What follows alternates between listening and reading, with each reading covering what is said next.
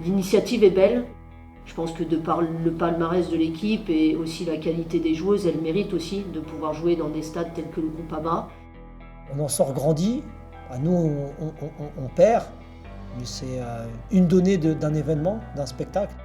Ce soir, Bein avait 8 caméras, donc je pense que voilà, c'est toujours plus intéressant pour les téléspectateurs, il faut le souligner aussi. Et pour nous, les staffs, c'est bien, parce que ça nous permet de revoir le match avec beaucoup d'angles de vue, et c'est bien quand on est exigeant et dans le détail. Olas a mis les moyens nécessaires pour dynamiser le football féminin, et Bein aussi, et Amazon, ils ont été très intelligents, parce qu'il fallait être intelligent dans cette collaboration.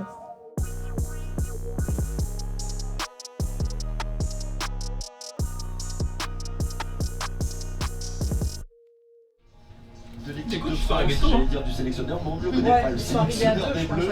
Allez, attention. Pierre Dugue. Coup d'envoi à suivre. Ok. T'attends que je te dise pour le... Voilà, ça siffle. Hop, vas-y. Quel est le grand score? Une Coupe de France. Merci. Allez, bon match à tous. Merci beaucoup à tous. C'était très bien. Bravo.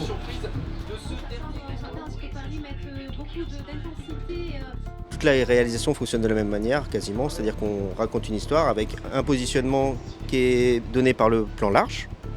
Le plan serré, il donne les actions en isolé avec les mouvements et tout ça en isolé. Tu as la base qui te raconte donc les mouvements techniques au ras du sol avec les passes et tout ce qui peut se passer vraiment au ras du sol pour être en immersion avec le jeu. Les 18 mètres, elle te donne les positionnements pour... Ça, c'est vraiment de la caméra tactique qui permet de vraiment savoir le déploiement et surtout les parties hors jeu et tout ça. Et tu as les caméras arrière-but qui te permettent de raconter l'histoire plus proche des buts. Voilà.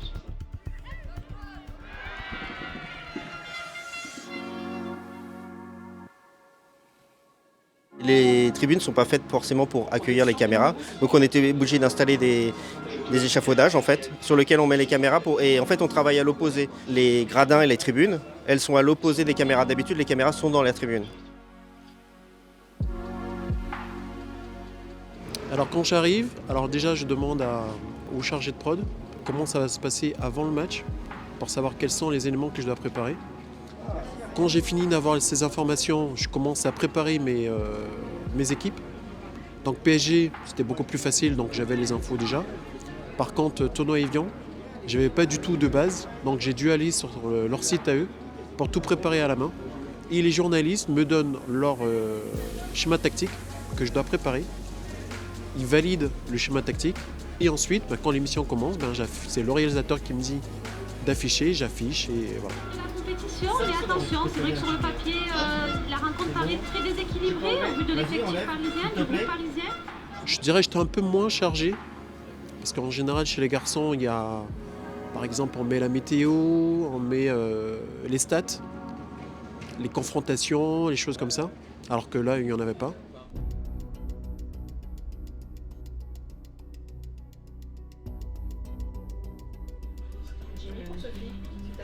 Oui, Sophie comme le prénom. Moi, la seule chose que je veux bien voir avec Vanessa, Wendy Renard, du coup Renard. si on lui montre, si elle peut répéter. Ouais, je pense capitaine, il n'y a pas de raison, on verra. Et Bacha, du coup, à gauche. Mais juste sur 30 cm, on les voit plus après. Voilà, on est pas mal. Les Cascarino à droite. Robert et Sophie. 1, 2, 1, 2, 2. Salut, bonjour tout le monde. Ouais, parfaitement. Ouais, c'est parfait.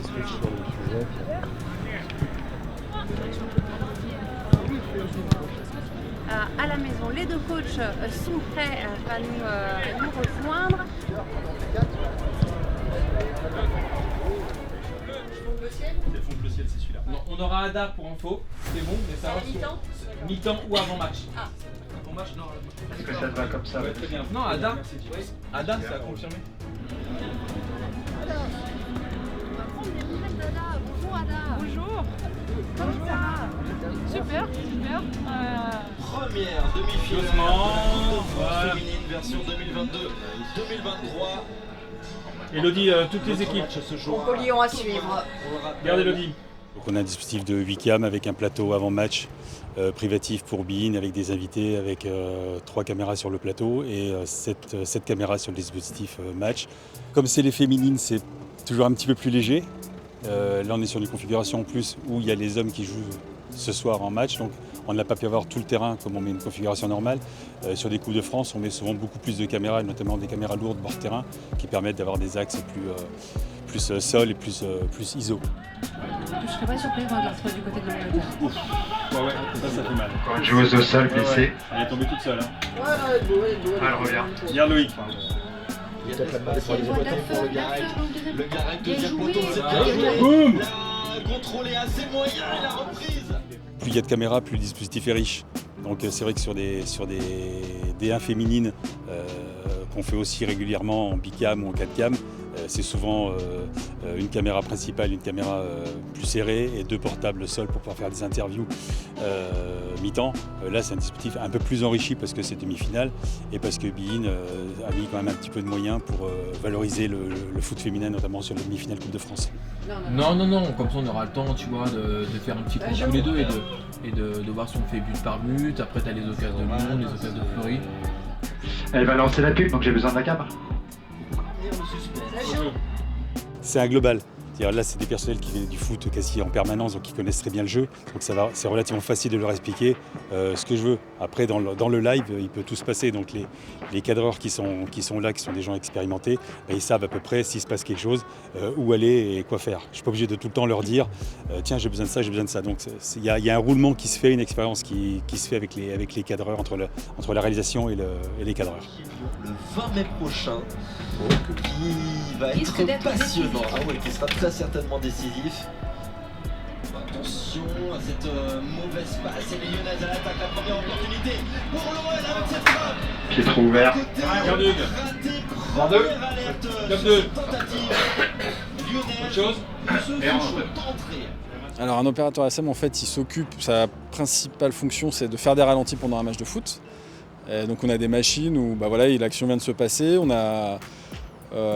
gros on se dispatche les caméras entre opérateurs parce que des fois on est 2, 3 voire plus et chacun a 2 ou 3 caméras et quand il y a une action pour la revoir très rapidement nous on a la machine qui permet de faire ça et on envoie le ralenti quand l'action vient de se dérouler. Un ballon de Bacha au départ et tout le travail des Jennifer Marozan qui vient la glisser à Bacha sur son côté gauche. Là on va dire que c'est une config petite, il y a 6 caméras donc on est 2 opérateurs. Et après, le boulot reste le même, il faut envoyer les ralentis rapidement. Et en fait, les ralentis sont découpés de manière c'est un peu tout le temps pareil. C'est-à-dire que le premier ralenti qui va partir en général, c'est un plan large pour revoir l'action dans sa globalité. Et en gros, on va resserrer de plus en plus et de plus en plus court les ralentis. Le premier ralenti de plan large va être très long avec 2 passes avant et le but. Le deuxième ralenti va avoir que la dernière passe et le but et par exemple le troisième ralenti ça peut être que le geste de l'attaquant qui marque et voilà ça marche comme ça.